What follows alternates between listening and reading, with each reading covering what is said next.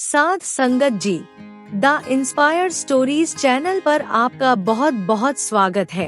Video शुरू करने से पहले कृपया आप मेरे चैनल को सब्सक्राइब जरूर करें और साथ में बेल आइकन को भी दबा दें ताकि मेरे नए वीडियो का नोटिफिकेशन आपको मिल जाए। और अगर वीडियो अच्छा लगे तो कृपया लाइक, कमेंट और ज्यादा से ज्यादा शेयर करें। अब देर न करते हुए आज की कहानी शुरू करते हैं। साध संगत जी, आज की कहानी बहुत ही प्रेरणादायक और सबक देने वाली है। अगर आपने इस कहानी को पूरा सुन लिया तो भाग्य खुद चलकर आपके पास आएगा और आपके जीवन में कोई कमी नहीं रहेगी। अगर आप भी चाहते हैं कि भाग्य आपके पीछे पीछे आए तो ये कहानी अंत तक जरूर सुने। अब देर ना करते हुए आज की कहानी शुरू करते हैं। साध संगत जी, बहुत पुरानी बात है। एक गांव में शरद नाम का आदमी अपनी पत्नी सीमा के साथ रहता था। शरद बहुत ही गरीब था। शरद दिन भर मजदूरी करता और जो कुछ भी उससे कमाई होती उससे उसका घर चल रहा था। उसकी पत्नी सीमा भी आसपास के घरों का काम कर दिया करती थी, जिससे उसे थोड़े बहुत पैसे मिल जाया करते थे। दोनों पति पत्नी बहुत मेहनती थे, लेकिन भाग्य उनका साथ नहीं दे रहा था। एक दिन सीमा ने शरद से कहा, आज घर में थोड़ा सा ही अनाज बचा हुआ है और कल से आपको कोई काम भी नहीं मिला है। अब हमारा घर कैसे चलेगा? अब हमारा क्या होगा? शरद ने सीमा की बात सुनकर कहा, तुम बिल्कुल चिंता मत करो। जिस भगवान ने हमें पैदा किया है वो हमारा पेट भी भरेगा। मैं आज फिर कोशिश करता हूँ, कुछ ना कुछ काम तो जरूर मिल जाएगा। सीमा ने उसकी बात सुनकर कहा, हाँ आप सही कह रहे हो, लेकिन मैं कभी कभी सोचती हूँ कि हमारे दिन कब बदलेंगे। सीमा की बात सुनकर शरद ने कहा, भाग्य हमेशा मेहनत से बनता है। ये बोलकर शरद काम की तलाश में चला जाता है। सारा दिन भटकने के बाद भी उसे कोई काम नहीं मिलता। दोपहर के समय शरद थक कर एक पेड़ के नीचे बैठ गया। तभी वहाँ पर एक साधु आया जो बहुत थका हुआ लग रहा था। साधु ने शरद से कहा, बेटा क्या तुम मेरी मदद कर सकते हो? शरद ने साधु की बात सुनकर कहा, आप कैसी मदद चाहते हो बाबा? साधु ने शरद की बात सुनकर कहा, मेरे पास एक बैल था, लेकिन पता नहीं वो कहाँ चला गया। उसे ढूंढने में तुम मेरी मदद कर दो। चिंता मत करो, ये काम मैं तुमसे मुफ्त में नहीं करवाऊंगा। बदले में मैं तुम्हें कुछ ना कुछ जरूर दूंगा। शरद ने साधु की बात सुनकर कहा, बाबा पहले आप मुझे बताओ कि आपका बैल किस तरफ गया है। साधु ने शरद को कहा, मेरा बैल जंगल की तरफ दौड़ गया है, तुम उसको ढूंढ कर ले आओ। तब तक मैं यही तुम्हारा इंतजार करता हूँ। ये कहकर साधु वही पेड़ के नीचे बैठ गया और शरद बैल ढूंढने के लिए जंगल में चला गया। कुछ ही देर में शरद ने बैल को ढूंढ लिया और उसको पकड़कर साधु के पास ले आया। साधु ने जब अपने बैल को देखा तो उसने खुश होकर शरद को एक छोटी सी पोटली दी और कहा, बेटा इसमें जो कुछ भी है उसे अपना भाग्य समझो। शरद ने जब पोटली को खोला तो उसने देखा कि उसमें थोड़े से गेहूं के दाने और एक पुराने समय का सिक्का था। शरद ने उसको देखकर कहा, बाबा इसमें तो थोड़े से गेहूं के दाने और सिक्का है, इसका भला मैं क्या करूँगा? साधु ने शरद की बात सुनकर कहा, बेटा सही चीज को सही समय पर समझना, तभी तुम्हें उसका असली फायदा मिलेगा। शरद साधु की बात सुनकर सोच में पड़ गया कि साधु की बातों का क्या मतलब है। फिर उसके बाद शरद अपने घर की तरफ चल पड़ा। शरद जब अपने घर पहुंचा तो सीमा दरवाजे के बाहर ही उसका इंतजार कर रही थी। सीमा के चेहरे पर चिंता साफ नजर आ रही थी। उसने शरद को देखकर पूछा, आज कोई काम मिला आपको? क्या खाने के लिए कुछ लाए हो? शरद ने सीमा की बात सुनकर उसे पोटली दिखाई और कहा, ये मुझे एक साधु ने दी है और इसमें कुछ गेहूं के दाने और एक पुराना सिक्का है। सीमा ने शरद की बात सुनकर कहा, चलो गेहूं तो ठीक है, लेकिन ये सिक्का हमारे किस काम का? शरद भी यही सोच रहा था, लेकिन उसे तभी बूढ़े बाबा की बात याद आई कि सही समय पर सही चीज को समझना, तभी उसका असली फायदा मिलेगा। सीमा ने पोटली में से गेहूं को निकाल कर रख दिया और पुराने सिक्के को पास की मटकी में डाल दिया। उसने घर में पड़ा हुआ आटा गुथा, फिर उसकी रोटी बनाई। दोनों ने थोड़ा थोड़ा खाया और उसके बाद सो गए। अगले दिन सुबह सुबह शरद फिर काम की तलाश में निकल गया। आज उसका भाग्य अच्छा था, उसे एक जमींदार के घर में मजदूरी का काम मिल गया। पूरा दिन कड़ी मेहनत करने के बाद शरद को 2 रुपए मजदूरी मिली। शरद पैसे लेकर खुशी खुशी घर की तरफ चल पड़ा। तभी रास्ते में उसकी नजर एक सुनार के ऊपर पड़ी, जो बहुत परेशान नजर आ रहा था। शरद ने उसके पास जाकर पूछा, भाई क्या बात है, तुम इतने परेशान यूं हो? सुनार ने उसकी बात सुनकर कहा, मेरी दुकान में एक प्राचीन समय का सिक्का था, वो कहीं गुम हो गया है। वो सिक्का बहुत कीमती है, अगर मुझे वो सिक्का मिल जाए तो मैं उसके अच्छे दाम दूंगा। शरद उसकी बात सुनकर चौंक गया। उसे अपने घर में मटके में रखा हुआ पुराना सिक्का याद आया। वो जल्दी से घर की तरफ दौड़ा। घर पहुंचकर शरद ने सीमा से कहा, मुझे वो पुराना सिक्का जल्दी से निकाल कर दो, जो कल साधु ने दिया था। सीमा ने उसकी बात सुनकर पूछा, क्यों, ऐसी क्या बात है? आप उस पुराने सिक्के का क्या करेंगे? शरद ने उसकी बात सुनकर कहा, ये सवाल अभी मत पूछो, तुम मुझे वो सिक्का जल्दी से दे दो, उस सिक्के की किसी को बहुत जरूरत है। सीमा ने मटकी से सिक्का निकालकर शरद को दे दिया। शरद जल्दी से सिक्का लेकर सुनार के पास पहुंचा और जाकर उससे कहा, भाई ये सिक्का देखो, कहीं तुम्हें इसकी तलाश तो नहीं है? सुनार ने सिक्के को देखा तो वो बहुत खुश हुआ और बोला, भाई तुमने मेरी बहुत मदद की। उसके बाद सुनार ने खुश होकर 20 रुपए शरद को दिए। शरद ने जब 20 रुपए देखे तो वो बहुत खुश हुआ। ये अब तक की उसके जीवन में सबसे बड़ी रकम थी, जो उसने एक दिन में कमाई थी। अब शरद ये सोच रहा था कि क्या ये साधु बाबा का आशीर्वाद है या फिर कोई भाग्य का खेल। शरद 20 रुपए लेकर घर पहुंच गया। सीमा ने जब शरद के हाथ में 20 रुपए देखे तो वो खुशी से नाच उठी। फिर उसने शरद से पूछा, आपके पास इतने सारे पैसे कहाँ से आए? शरद ने तब कहा, तुम्हें वो पुराना सिक्का याद है जो मुझे साधु बाबा ने दिया था? वो सिक्का एक सुनार का था।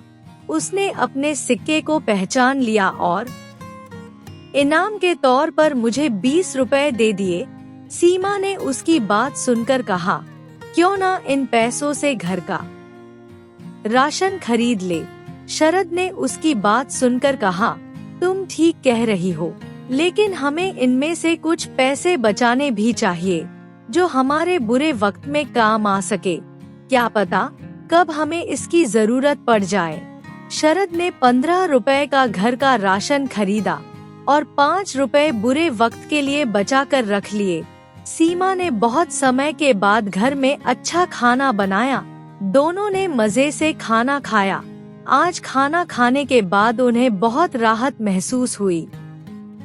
अगले दिन सुबह सुबह शरद काम की तलाश में फिर निकल गया। रास्ते में शरद को फिर से साधु बाबा मिले, जिन्होंने उसे पोटली दी थी। साधु बाबा ने शरद से कहा, क्यों बेटा, सिक्के ने अपना कमाल दिखा दिया। शरद ने हैरानी से साधु की बात सुनकर पूछा, बाबा आप ठीक कह रहे हो, लेकिन आपको इस बात का पता कैसे चला? तब साधु बाबा ने कहा, बेटा सही चीज को सही समय पर समझो, तभी फायदा मिलता है, लेकिन तुम्हारा असली इनाम अभी बाकी है।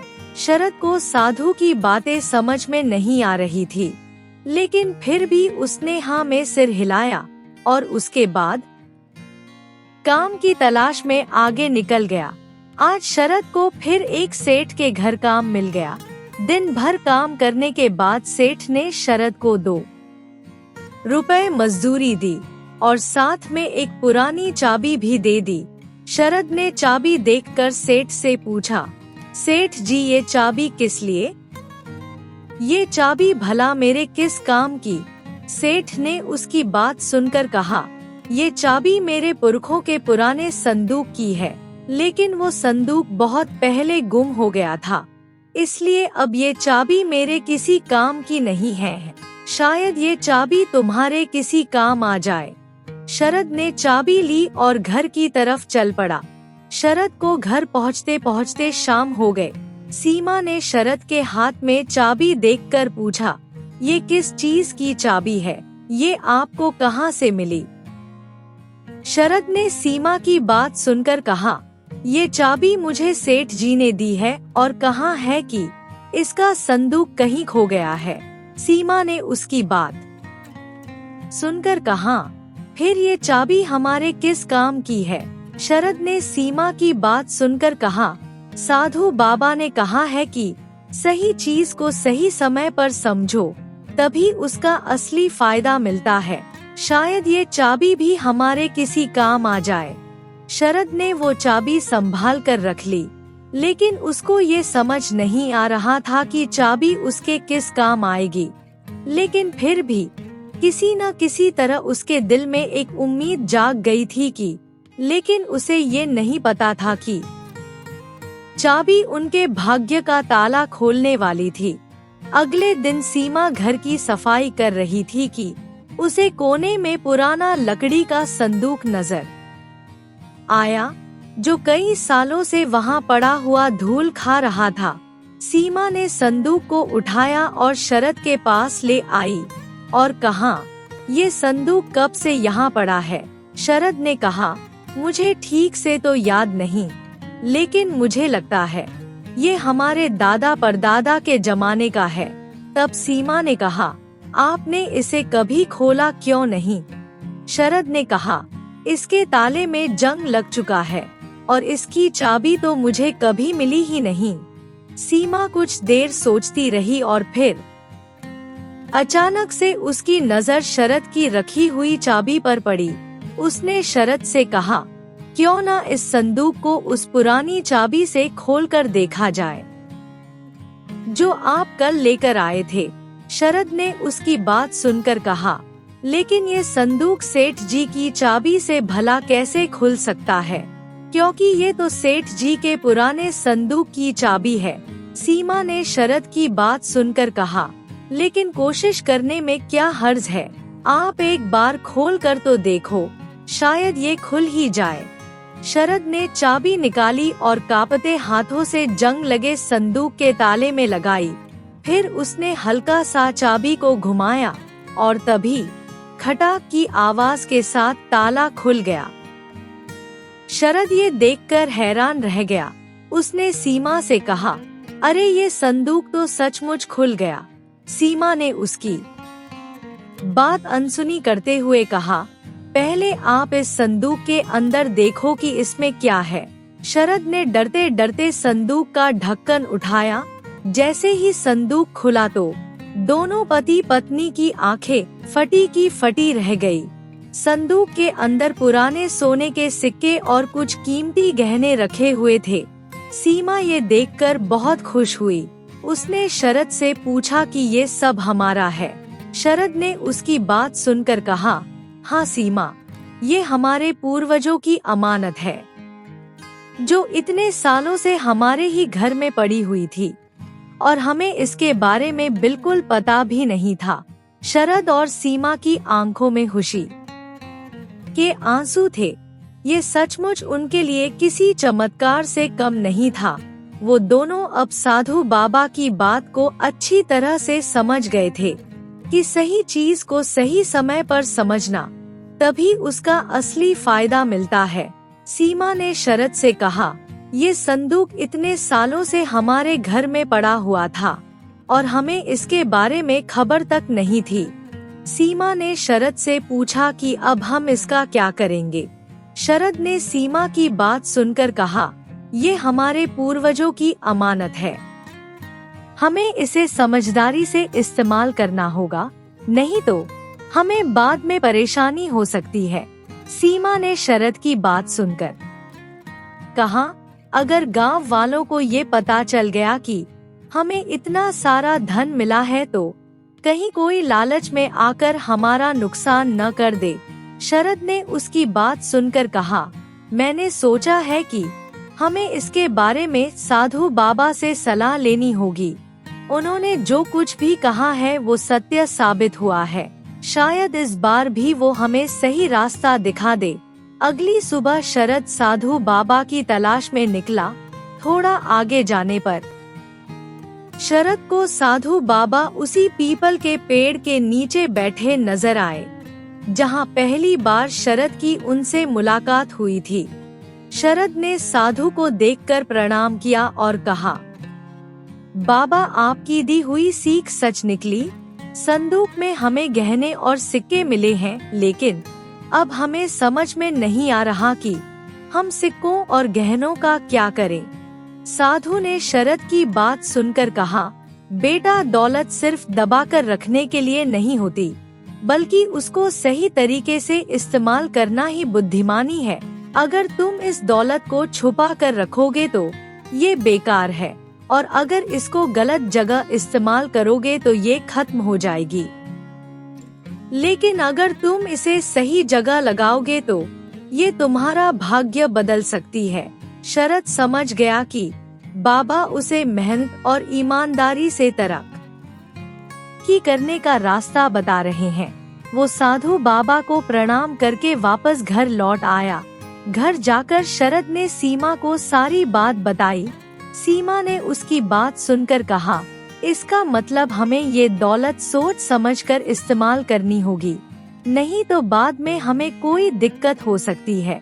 शरद ने उसकी बात सुनकर कहा, मैं सोच रहा हूँ कि इन पैसों से कुछ अपना व्यापार शुरू किया जाए, जिससे हमारी जिंदगी हमेशा के लिए बदल जाए।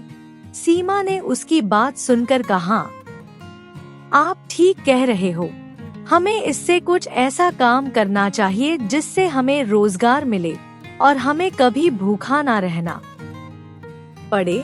शरद ने उसकी बात सुनकर कहा, इसके लिए हमें या तो कोई जमीन खरीदनी चाहिए या फिर कोई छोटी सी दुकान खोल लेनी चाहिए।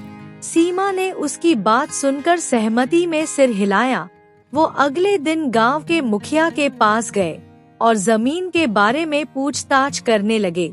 मुखिया ने शरद से कहा, अगर तुम सच में मेहनत करना चाहते हो तो गांव के बाहर एक बंजर जमीन पड़ी है। लोग उस जमीन को बिल्कुल बेकार समझते हैं, लेकिन अगर तुम चाहो तो मेहनत करके उस जमीन को उपजाऊ बना सकते हो।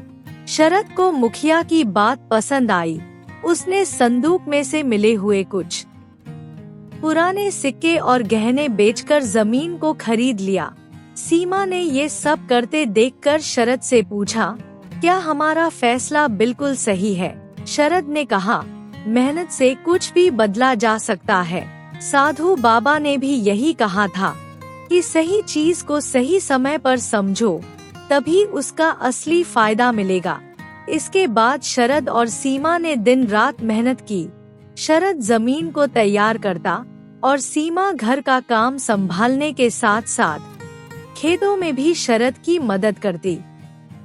धीरे धीरे दोनों की मेहनत रंग लाने लगी। कुछ ही महीनों में उनकी जमीन पर फसल लहलहाने लगी।